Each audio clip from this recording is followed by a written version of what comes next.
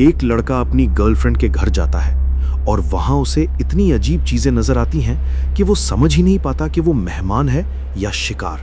Chris, एक normal photographer, अपनी girlfriend रोज के साथ उसके पेरेंट्स से मिलने जाता है। सब कुछ शुरू में परफेक्ट लगता है, रिच फैमिली, बड़ा घर, फ्रेंडली लोग, लेकिन सिर्फ ऊपर ऊपर से।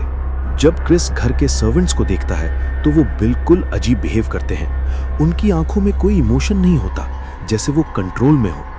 क्रिस को पहले लगता है कि शायद ये उसका वहम है, लेकिन धीरे धीरे सब कुछ स्ट्रेंज होता जाता है। क्रिस की माँ, जो एक हिप्नोटिस्ट होती है, क्रिस को एक सेशन के लिए बुलाती है। वो सिर्फ एक कप और चम्मच के साथ उसे हिप्नोसिस में ले जाती है और क्रिस एक ऐसी डार्क जगह में गिर जाता है जहां वो सब कुछ देख सकता है लेकिन कंट्रोल नहीं कर सकता। इसे कहते हैं संकन प्लेस। क्रिस डर जाता है, लेकिन जब वो उठता है तो सब नॉर्मल लगता है।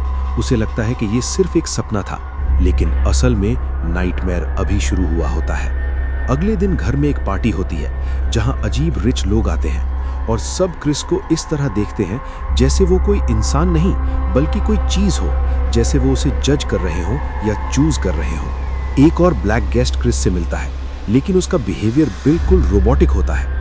क्रिस सीक्रेटली उसकी फोटो लेता है और अचानक वो बंदा हिस्टेरिकल हो जाता है और चीख कर कहता है, गेट आउट।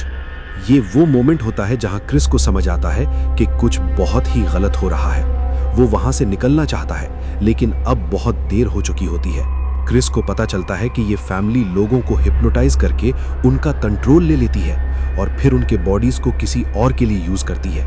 मतलब तुम जिंदा रहते हो लेकिन अपने ही जिस्म में कैद हो जाते हो।